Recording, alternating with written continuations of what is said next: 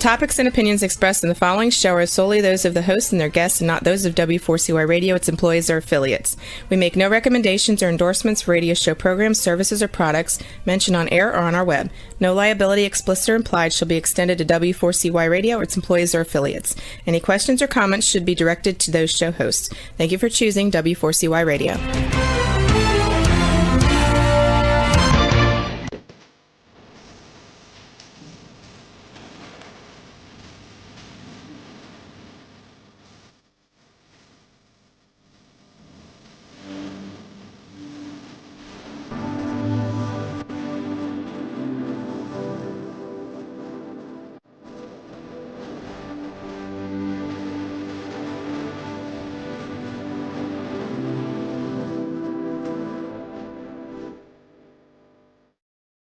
Hello and welcome to It's Your Voice, the show that hosts Enriching Conversations in Diversity.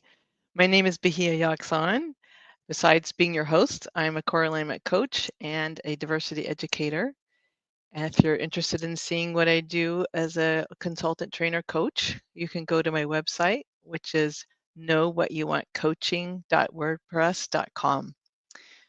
Tonight's show is called Art is Connection as We Unravel. I have a very interesting guest who I was recently introduced to, Sophie Javers. And Sophie, I'd like you to come on right now. I'd like you to be on as I read just a part of your bio. Thank you for being here. Yeah, that's exciting. Thanks. Yeah, this is such an important conversation. And I wanted to say a little bit more about you and then stop and ask you a little bit about what you were doing previously and then move more into what you're doing currently. Sure. So I always want to make sure I get it right. So I'm going to read a little bit. So Sophie Javers founded Fera House, F-E-R-A. And she shares about creating small, inclusive, real-world spaces for art and connection, and considers it a form of quiet resistance.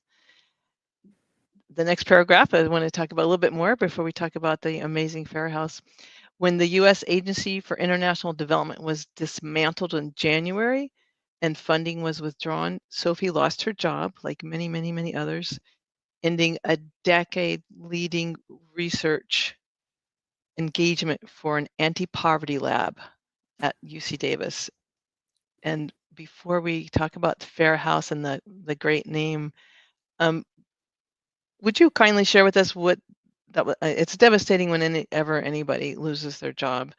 But I know that you were you were doing like cutting edge research that mattered to a lot of people, that impacted a lot of lives. And I just wanted to give you a moment to say what that was like, what that felt like, what that experience was like, which, if you don't mind me asking about something that was very difficult and who you know is missing out as well as yourself. Yeah, absolutely. No, it's an important conversation to have, for sure. So, I worked for a decade at a USAID funded Feed the Future Innovation Lab. So Feed the Future was a bipartisan initiative that was intended to end hunger. So this innovation lab was called the Markets Risk and Resilience Innovation Lab, and it was based at UC Davis. And it was primarily focused on economic research that investigated financial tools that could be combined with things like seed technology or even like social elements like women's groups that would help enable smallholder farmers to withstand all of these increasing shocks like droughts and floods. And we were about a decade into it, and the work had been obviously started prior to when I came on board with the lab, but kind of the results and the evidence was really building around how kind of obvious it was, and many are still working in this field, kind of disaster risk, and how much more cost effective it is to prepare people in advance of some kind of shock, right? To build resilient communities in advance rather than being reactive and only providing kind of humanitarian aid after the fact. So what we were doing was research on kind of how to be more cost effective, how to use US taxpayer money in a better way that would help more people. Yeah, and you see where this is going. I'm talking in the past tense. After the current administration dismantled USAID back in January, the lab that I was with, it was 100% supported by USAID. When USAID was dismantled, funding was revoked, I was laid off. That was a decade, kind of poof. And then not only that, I had lined up an exciting career move, actually, kind of, coincidentally, signed a letter of commitment for, to co-direct like a new award, new 5-year project on childhood nutrition, but it was contingent on USAID funding. So also poof, fart in the wind. So that disappeared as well. So obviously a very personal, impact for me, but that left me kind of stunned, stupefied, shocked, et cetera, all of those things. And then multiply that by, tens of thousands of people, in the international development, field. But yeah, before I kind of cue the little violin, playing sad music for myself, I do feel like I have to, make sure that, that loss of USAID funding, obviously it means so much more than just, my job. The work of the entire kind of U.S. international development field was hobbled. And there's now a global vacuum. The ramifications of the withdrawal of the funding, and it's not just funding, it's research, it's innovation, it's ideas, it's collaboration, it's partnerships, it's all of these things. The ripple effects, I don't know when, if ever, will kind of fully capture those negative impacts. I just read actually this morning, the World Health Organization, announced another 25% cut in staff and funding. Other countries are scrambling, to fill those gaps, but their aid budgets are already stretched incredibly thin.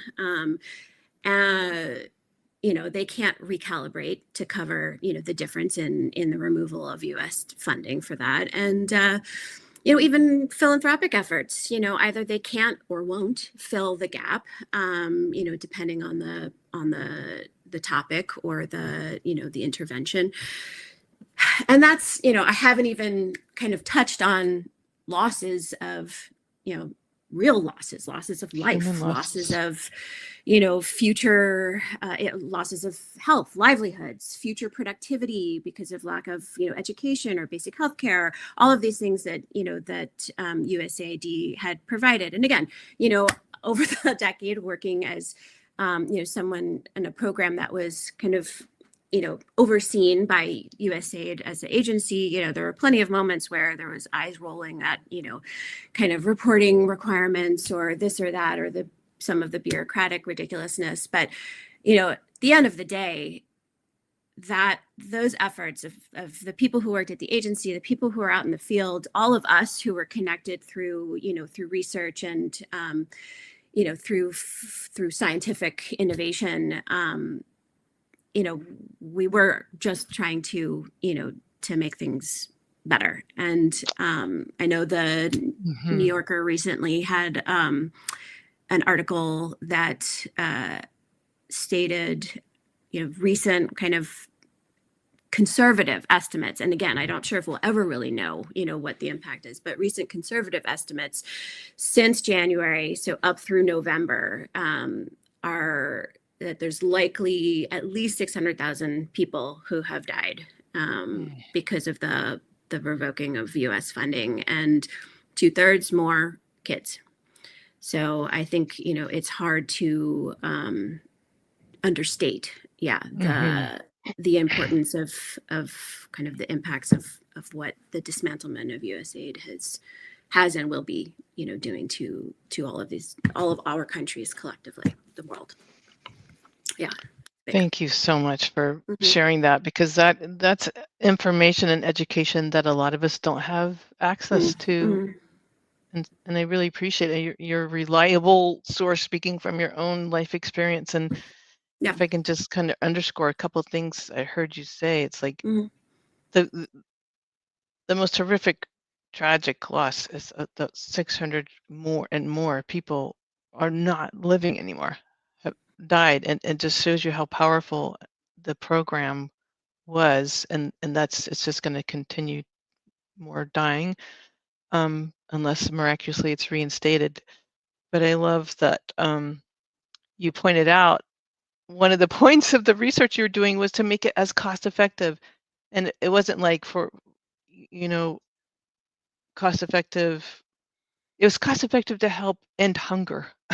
Yeah. It was about Yeah. ending No, there's hunger.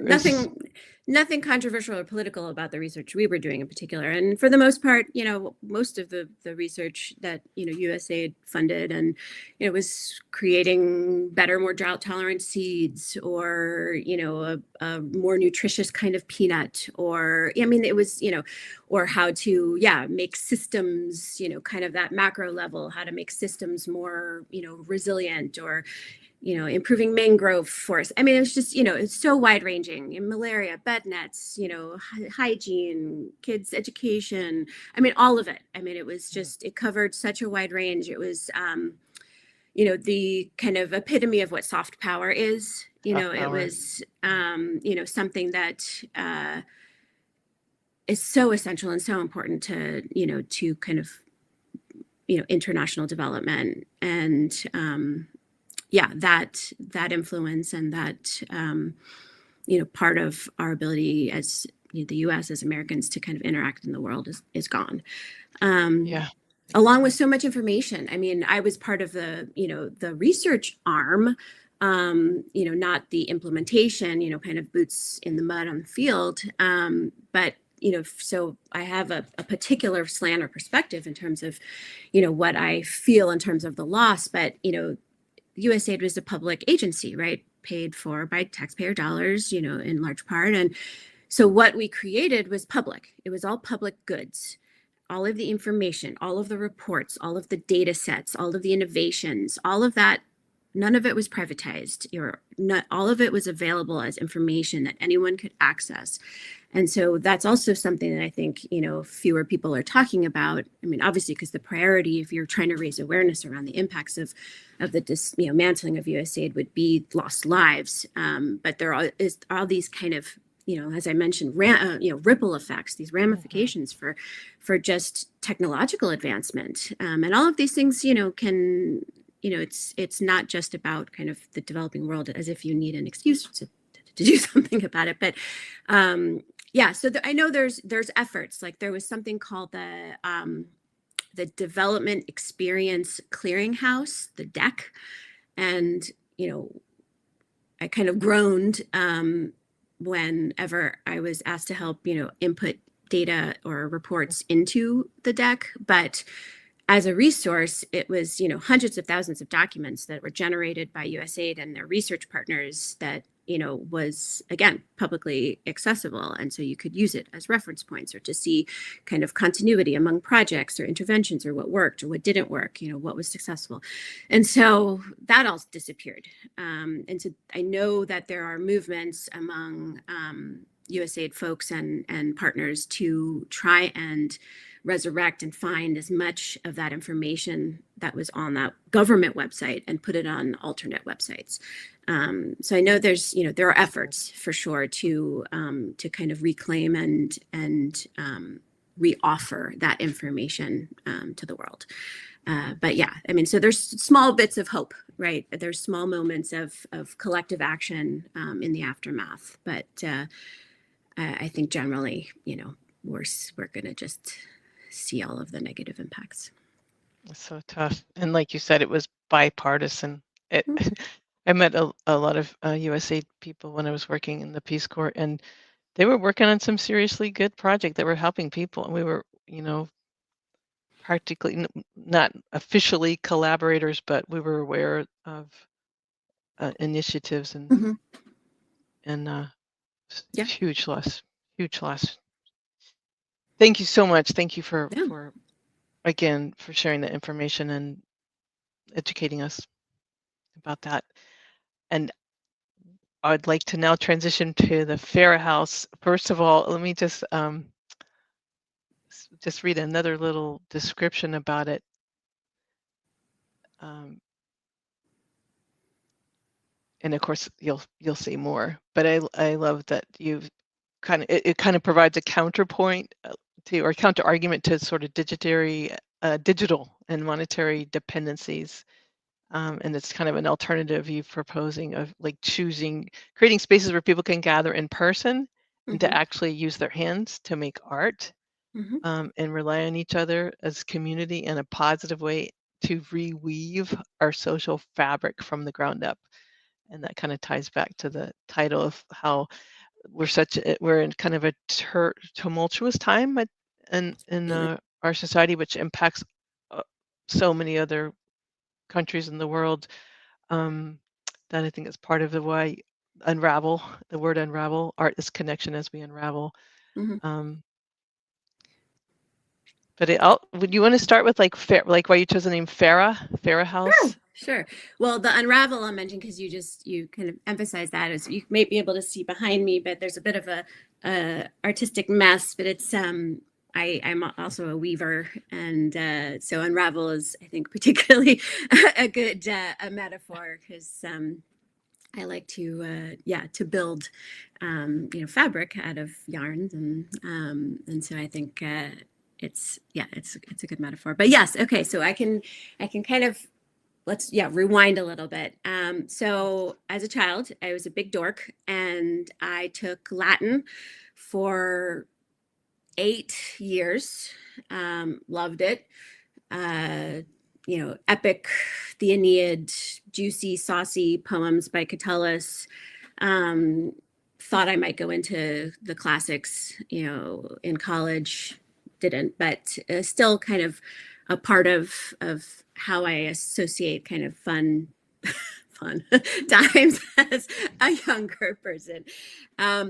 And so the name Fera comes from the Latin feminine for, and it means untamed or wild. We get feral, as in cats, from that word. And it was oddly important to me, almost like naming a child, to get the name right when I decided to create this space. And I wanted something that was both personal to me, so kind of hence the Latin, but also more broadly meaningful. I didn't want some like AI generated blather, right? That, anyway. So I went through so many different names in my head, and I think my poor husband was, sick of me for like, what about this? What about this? How does this sound? And then finally Fera House. And I was like, you know what? This is it. This is kind of encapsulates what I want from the feeling, right? I want something that's about me and my childhood dorkiness and liking Latin or loving Latin, and something that leans toward the feminine, something that pushes against the kind of the rigidity and the control of kind of life as we experience it often today. So that kind of that Fera part, that wild, untamed part, and then house, because at least for now, I'm actually offering Fera House in my own home, and so it all kind of came together as kind of representative of what I wanted. The part that is missing, I guess, is kind of the art part, but I guess I couldn't get it all in there. But so the name I'm excited about. The logo, if anyone ever goes to see it, my daughter, she drew it. I gave her the kind of task. I said, hey, Lily, I'm launching this business. I am kind of coming up with this idea. I need a logo. So she did that. So it is home. It's very family focused. But but I can tell you, so should I tell you kind of more about, I feel like we're kind of talking around it, but I'm not actually, I haven't actually described what it is. Yes, but before you do, I want to tell you, we hear you better when you're leaning close to the Sorry. Okay. to the laptop mic, and when it's harder to hear you when you move further away from it. So stay up close so we don't miss a word. Yes, tell us what you want. I have a little bit of I have a little bit of a tendency to both talk with my hands and move around. I fling things, knock things over fairly frequently. So for those of you who are just listening, you don't realize, but if you're watching, you can see me flinging myself around. That's fine. I'll sit a little bit closer now. I don't mean to tame you. I like the wildness. That's right. Sorry. Sorry. So okay. So Fera House, got the name down. I can kind of, all right. So, come April, I guess it took a little while for me to actually get laid off from Davis, but come April, I was laid off, after a decade of career building and connections and all of this. But, the field has collapsed, the international development field in the US has collapsed. And then all the kind of tangential jobs around that, so academia or journalism or philanthropy, like it's kind of a mess. So I'm like, okay, well, what if I can't, I'm looking, but what if I can't find something else, in the same field? Is this actually a moment to think a little bit more outside the box and not just desperately apply one after another for, a similar kind of job, but maybe this is kind of the universe speaking and saying, okay, well, this really sucks, but maybe it's time to do something different. So after I kind of came out of my shock and stupefaction around this what was going on kind of personally and then kind of more globally in the aftermath of the election, it was like just some moments of deep introspection, trying to figure out like what's next. And part of it was, okay, well, if I'm doing something different, if I'm going to make a pivot in my life, what would it look like? What are those pieces that make in my life that have happened already that, that make me happy? What was it what parts of the job that I've just had for a decade that made me happy or proud or, and so I thought about it and I said, okay, well, I loved the fact that I was doing something good or for the good, right? Yeah. For the good of others. It was a little removed, but it was, it was kind of how I justified, going back to work after having kids, that it was okay, I'm doing something that is, theoretically making the world better, or not theoretically, the evidence proved that it was truly making the world a better place. So that was something that was very important to me. And then the other part of the job that I really realized I loved was the connection building. That part of my job, my responsibilities was to kind of engage stakeholders and to be kind of lead the development of partnerships amongst research partners and other kind of local think tanks where we were working. And I realized how enlivening that was to me when I was kind of creating these connections and acting as a bridge between, our research, and it wasn't even just people, it was between ideas and people, and then people and people. And that's when I realized I felt kind of jazzed about what I did. So it's okay. So I like connecting people. I like connecting ideas to people or people to ideas. I like the idea of trying to do something of value more broadly to people, to the community, to the world. What else? And I'm going to go a little bit on a tangent, but another spark that had been kind of, I envision kind of my thought process as this kind of whirling funnel of ideas at the top. And so some of those ideas that I just mentioned around kind of what I really liked about my job, and then I have these other pieces that I feel like eventually made it down into the narrow tube. But one of them was several years ago, my daughter got a scholarship to study for a couple weeks in the summer in France. And it was kind of, not long after the pandemic, and we hadn't gone on any kind of family trip in a really long time.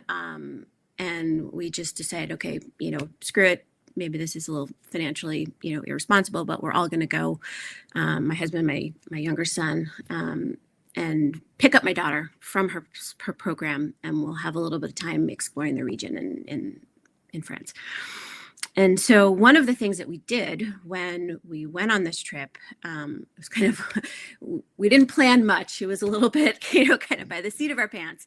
But the only thing actually, besides a few places to stay, that we actually booked in advance was a tour at a cave called New. And this is in the kind of southeastish part of France. And you may have heard, or our listeners may have heard of the caves of Lascaux, fairly kind of well known in terms of being an example of really amazing cave art.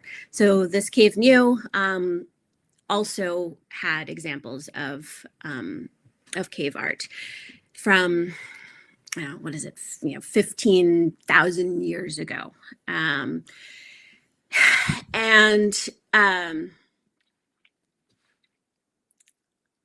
It's almost impossible for us to kind of comprehend, what life was like that long ago, that far back in human history. But we did this tour, and when we stepped into the final cavern, and when the docent shone the light on these painted images, I lost it. I started crying. And I don't know, my kids were looking at me like, Mom, but You burst into tears. I burst into tears. And I'm sure everyone else was also looking at me like I was, crazy person. But humans had made this art, right? Had sat there and imagined and considered color and texture and form. And they had wanted to express movement and emotion and energy.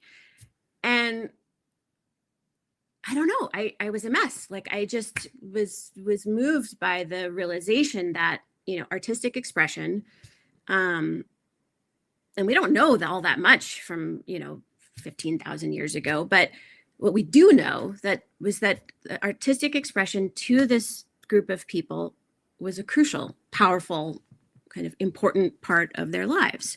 Mm-hmm. And that stuck with me. That just, it embedded itself in me, that idea of that, that foundational, elemental, place that art has in our society, or should have, I guess I should speak, yes, to say. So kind of, and then that spark kind of grew as I was being kind of introspective into, I was raised in a creative family. My dad is a photographer. My mom was an artist. She did collage, went to art school. She was in advertising as a creative director. And then when she left that, she actually went back and got her MFA in writing, creative writing. And, so it was definitely something that was a part of my life growing up that was prioritized. We prioritize it for our own children, if they're bored. Okay, well, you can read a book or draw a picture. We're sitting in a tent at night camping and, they don't know what to do. Okay, well, you can read a book or draw a picture. It was always, you're not feeling well. All right, we'll get in bed and you can read a book or draw a picture. And even, and I mean, I joke, but, my daughter, she had some struggles with mental health in her earlier teenage years. And she told me, she admitted that, art and her ability to be able to sit and draw and process, she thinks it saved her life. on multiple occasions, right? Having that outlet, having that ability to not necessarily be forced to speak or explain yourself, but to be able to still process through art, through drawing, so I kind of all of these things kind of kept bumping into each other in my head as I tried to figure out what to do. So art, connecting people, unfortunately, income, that's definitely part of it. Yeah. So how do I turn all of these things into something that I could create to replace, what I had lost having been laid off, both in terms of a sense of purpose, but then also, replace the income I had lost. And so what I eventually came up with was Fera House. And it was this is not a novel idea, right? To invite kind of small groups to meet and create, the French salons, Gertrude Stein, having people come into their living rooms and discuss, there's French feminist circles in the 70s that, are obviously very much a part of this, makers today. All over the world. I mean, all over the world. People gather, right? I mean, people gather. I mean, I have to say it's weave often baskets. Women, often, right, are, if that's a chore, to you've got childcare, you've got, yes, you're making a basket or you're, doing, but if you can do it in a group, together, and talk and support each other, so this is not a new idea, but I think what's new, or it's not even new, but what's important, I guess, about reprioritizing this idea, right, of bringing people together to be creative in person, to connect without pretense, honestly. I think it's because it's of this moment in time, right, where and in this place, in the US in particular, but also in this moment, even globally, where we're so connected yet alone, right? We're connected, the kids are on the phones all the time. We're on the phones all the time. We're, doom scrolling or this or that, just barely blinking and things, kind of fly by, and you're seeing all of these images of people doing these amazing things, and half of it's AI generated anyway. And, and just not having a sense of your place or, and so, so I think that, for me, the idea that we can recenter ourselves through these creative gatherings, like recreate that sense of human connection. Yeah. That's something that anyone anywhere can do. So I mean, even thinking about kind of the idea of Fera House, as a model, as a template, about how we might like, and people are doing this, it's just, I think more people should be doing this. Oh, I just love the way you reprioritize it, and you're bringing it to this community. And I do have actually a testimony from a participant from one of your workshops, but can you give us an idea of like some of the specific, pieces of types of art that you invite people to gather together in this space?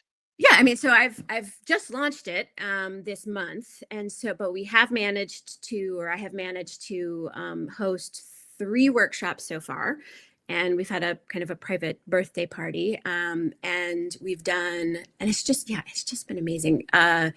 Paper making. So I took, like, I don't know, 5 years worth of back taxes and or tax documents or whatever, shredded them cathartically.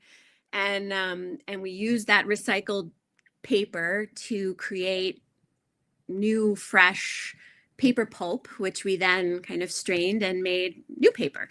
So that was one workshop where people came and we made the paper, and people were romping around, my backyard trying to find bits of leaves and flowers to, decorate in the paper. And so that was absolutely fun and goopy and, definitely childlike in the sense of, almost like playing with Play-Doh, or, there's that freedom of that I think as adults we forget. So that was paper making. We've done print making, where with trash, basically with like milk cartons and the plastic container tops from, like, say, a strawberry, like a clamshell, kind of etching into those materials, and then using a pasta maker to print, inking those drawings, and then using a pasta maker to create really beautiful, unique works of art. Wow. So very kind of humble, materials, recycled taxes, and pasta makers I, picked up used for $10. And we did last night, actually, I had the third workshop was cyanotype. So that was a little bit more kind of a setup in terms of I needed a special UV light and certain chemicals, but same idea around, just using found materials. I actually brought out my collage box that my mother had put together for my kids. Wow. That was filled with stuff that she had kept from our own house for years. I mean, I pulled out a little piece of paper at the bottom of the collage box, and it was a little, almost like a Post-it note, but it was a piece of a calendar from 1984. And it was bits of pasta and shells and, all sorts of beads and buttons and stuff. And I brought, this collage box out that my mother had put together. And we used those found items and put them on the paper and exposed it, to light, and create these really cool kind of, it's like proto photography. Wow. So, we are creating, and I've got, some things coming up where we're going to, bake simple baskets, and we're going to be doing some kind of embroidery and stitching, but it's all very accessible. It's all things that do not require a certain, skill set or expertise, or, people say, oh, I'm not an artist, I'm not really creative. And it's like, well, you'd be surprised. You come and you sit and you have a cup of tea and you kind of decompress a little bit. You'd be surprised at what your brain, ends up kind of kicking in to do. And it's just been wonderful to see people who say that, oh, I'm not great at drawing, or, I mean, I say that's, myself sometimes, and then all of a sudden they're creating these beautiful, beautiful things, much to their own surprise. And that's, wonderful. That's a wonderful kind of transformation to see from, when the moment someone walks in to when they walk out, with their little folder filled with little gems of art that, they didn't think that they could create. So, yeah, it's been wonderful. And I'm still, the ideas are still percolating in terms of what would be useful, helpful, for the community. And I'm getting feedback. I want the feedback. I want to iterate. I want to, to adjust and respond and reflect, the needs of the community. And so, at least 2 different people have said, I would love to bring my teenager. I'd love to have this space be a neutral space where I could come and spend a couple hours connecting with my teenager, and, have that joint experience. And originally I had really envisioned Fera House as kind of a little bit of an escape, kind of from someone's home or family or whatever, and kind of a place where someone could take a breather. But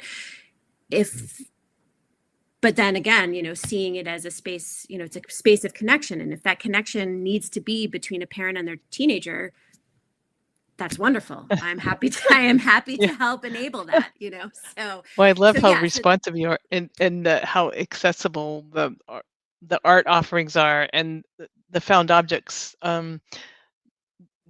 just great principles to be operating on. But before we go any further, I want to read what one person said who, from my phone, she texted me today. Let me see if I can find it. Her experience, I think it was a paper making. Yeah, those are the first two. I did a party, and then I did my first class was the paper making. I was trying to find things not only accessible, but also that kind of resonated with me in the kind of having a broader, deeper meaning. And for paper, it was, and then the printing, right? It's kind of accessibility, inclusiveness, right? Both paper and printing played a major role, obviously a transformational role in the way that people can access information, right? The creation of newspapers and being able to write your own thoughts down. And so, there's thought behind kind of what I'm picking to, Definitely. to offer. And you're just like hitting a sort of a core essential, let's just say, need for humans to create, like create and connect, and creating and connecting together just does something that, like, I don't have the words to describe, but let me just read this testimony. And this person wanted to share also that they are in like a compassion field. They work as a counselor and trying to reduce suffering of many, many, many people, and encouraging other sort of caretaking people in roles that are trying to support many other people. And she said, shared that she's been absolutely stressing so much about what's going on in our country and the world, and overwhelmed by a sense of helplessness at times. And, just adding to distress. And she said, participating at the paper making crafts event allowed me to put all of that aside, and just for that time duration, immerse myself in doing art and being part of a community, and it was extremely therapeutic. We often talk about art therapy being important for us for kids, but as adults we seldom, and if anybody viewing can see, there's a photo now up That's my of Fera my House. little outdoor space. She was just saying, as adults, we seldom have these opportunities, and especially like nearby, accessible, and just that it became just the reconnecting with people, and that was uplifting and just a huge step out of distress and reconnection and joy.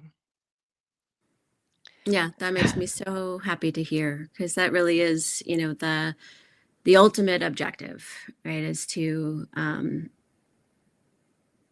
to remind people kind of what so much of what makes us human is our ability to, to create art. And when we do that together, it's just so much more meaningful. And again, I mean, it's not these workshops, eventually kind of retreats or work burnout, Sure. events or whatever, is needed by the community. It's not therapy. I'm not an art therapist. I don't have those credentials, but man, are these classes therapeutic? I mean, Yeah. and everyone deserves a space like this. I do, I mentioned it before, but, at the moment, based on the circumstances of my life and our family, I need to run this as a business. My ultimate goal is to have this be something that I can offer, low cost or completely free. I'm already looking into arts grants and things, because it's the idea of creating a safe and inclusive space along with, this accessibility to art and other real humans.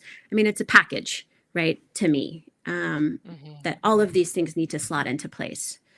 And so while I am really, really excited about having launched Fera House, and I mean, really it's a baby, just born, but, where this can go, as an idea, as a reality, that was just an idea in my head 4 months ago, 5 months ago, and that now it's something that I'm able to realize. But yeah, so I've got plans, and I've got plans to try and make it, again, that's the piece that's missing at the moment, that I'm working on, and I will continue to work on.